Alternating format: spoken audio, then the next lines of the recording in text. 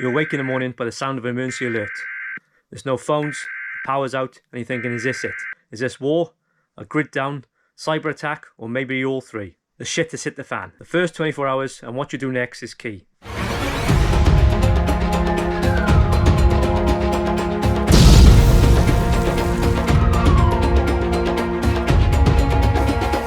Hello, welcome back to the channel.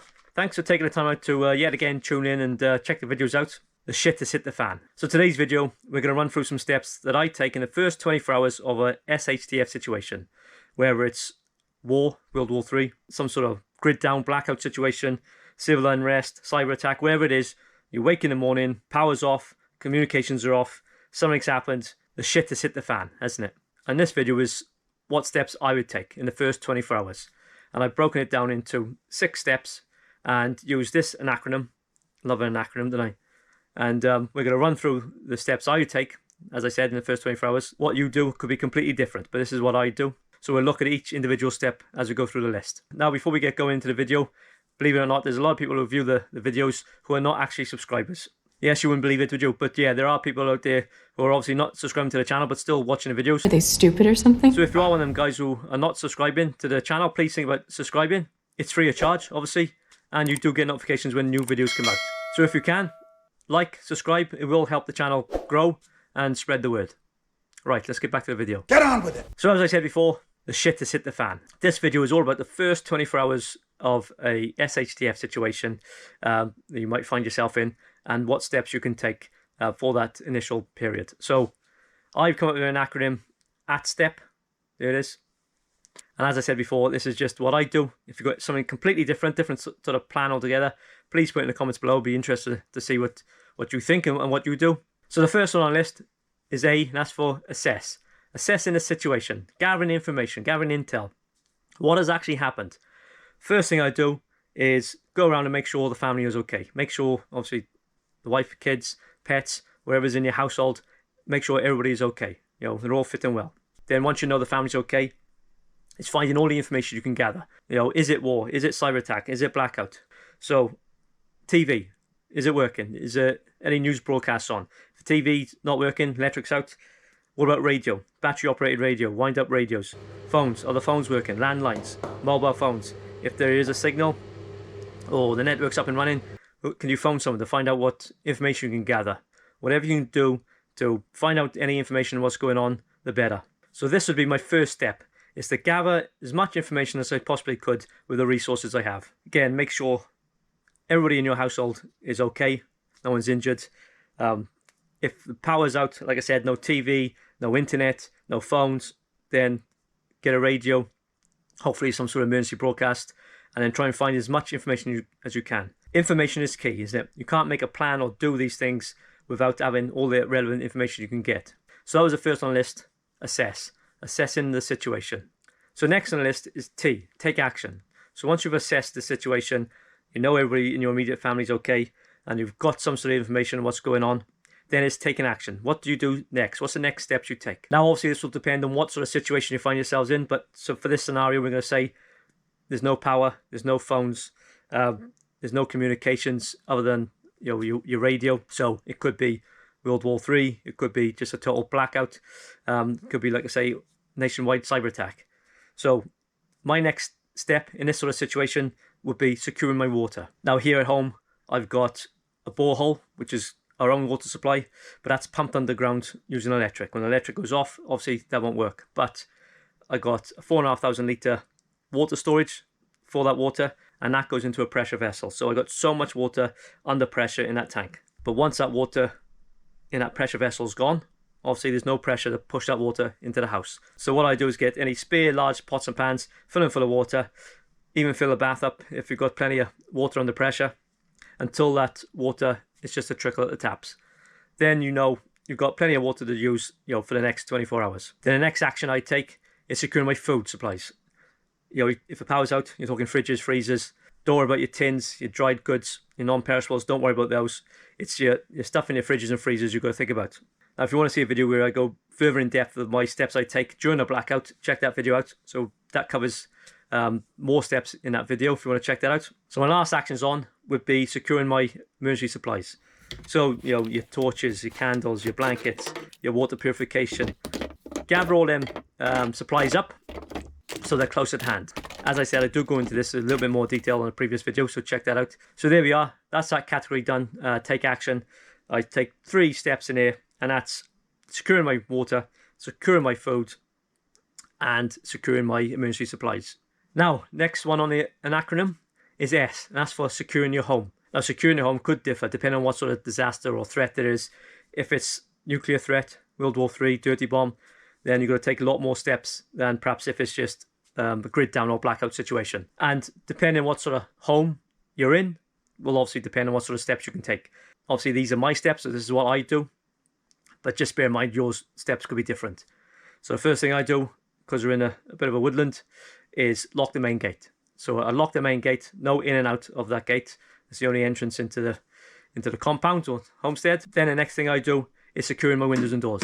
To what extent you do this will obviously depend on the situation. If you want to see a video where I go into how to secure your property in a civil unrest, I think it was, check that video out.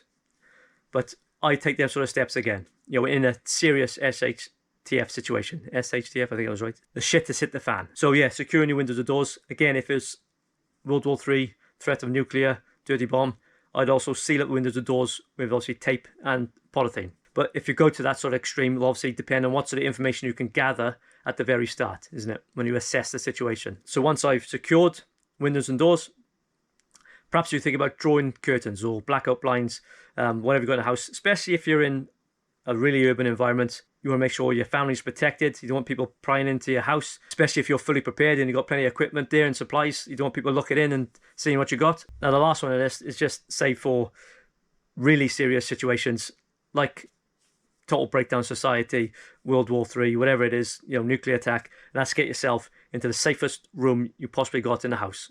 Now, again, this depends on what sort of house, you know, you live in. Could be just a flat, could be an apartment, could be, you know, a large house, could be a small house. Now, we're not talking, you know, a purposely built bunker, or like what we've got here, what the kids call the prepping room.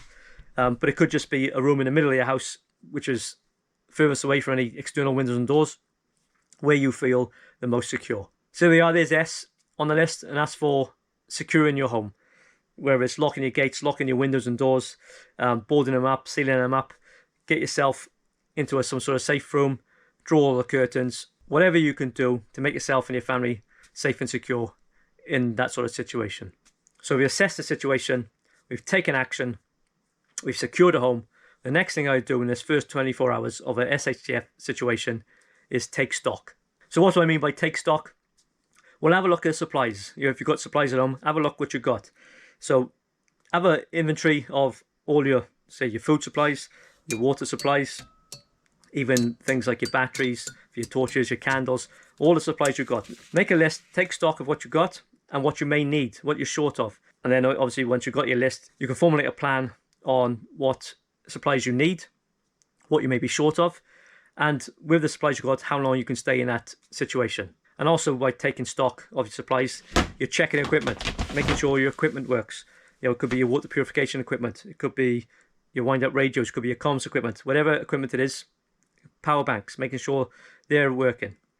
So taking stock of not just your food supplies, your water supplies, but also your equipment as well. And that even goes for your vehicles.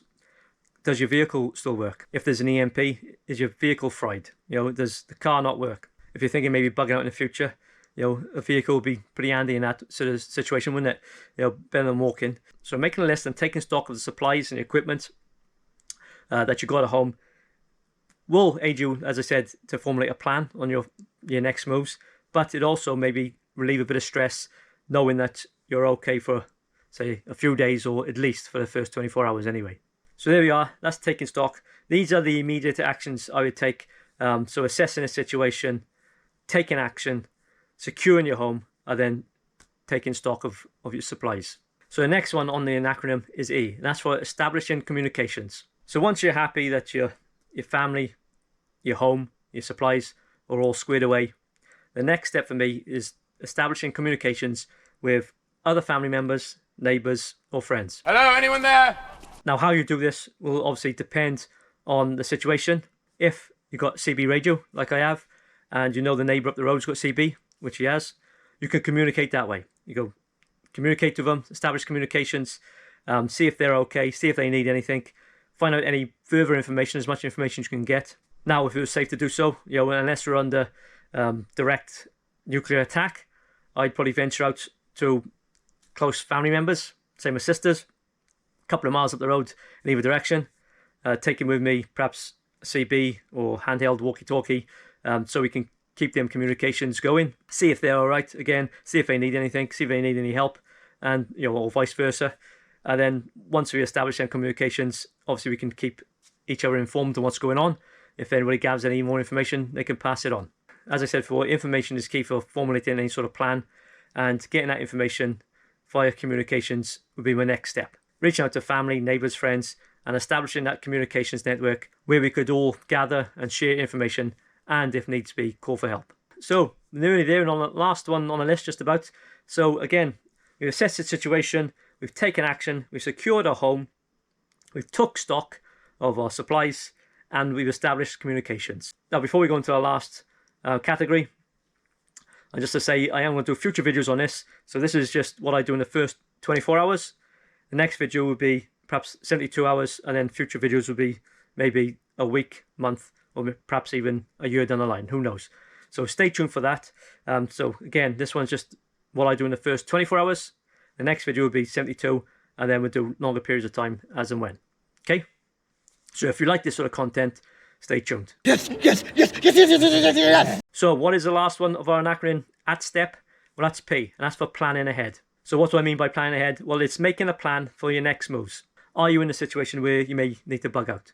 If you're going to bug out, are you bugging out on foot? Are you bugging out by a vehicle? Are you planning on staying at home? Have you got enough supplies? Have you got enough family and friends and network to keep you all safe and secure?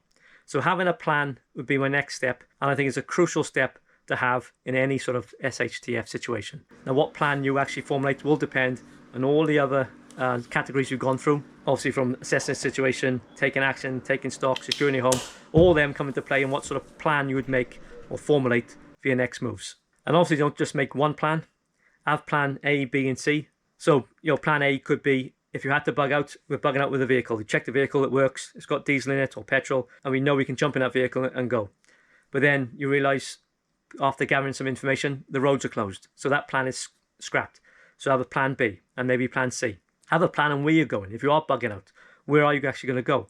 Is it friends and families? If it is, if you establish communications with that friend or family, is that area any better than where you are? So as I said before, making a plan is crucial. And in this first 24 hours period, that's the last thing I do on this list once all the other elements are completed. So there we are, guys. There's what I do if I find myself in a severe SHTF situation in the first 24 hours, is using this acronym.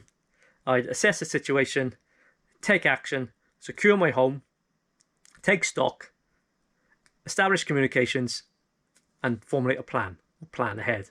Let me know in the comments what you do in your situation, if it'd be something similar to mine or something completely different altogether. Obviously, depending on where you are in the world, it'll be different, depending, you know, where you live. So it'd be interesting to know your thoughts on, say, my plan or on yours. I'm telling you nothing. So that's it. That's the video. Hope you enjoyed it. And like I said, if you haven't done so already, please think about liking, subscribing, hit the notification bell, help the channel grow. And if you do like the videos and you want to see some more, please check out that video and that one. And I'll catch you again next time. All the best.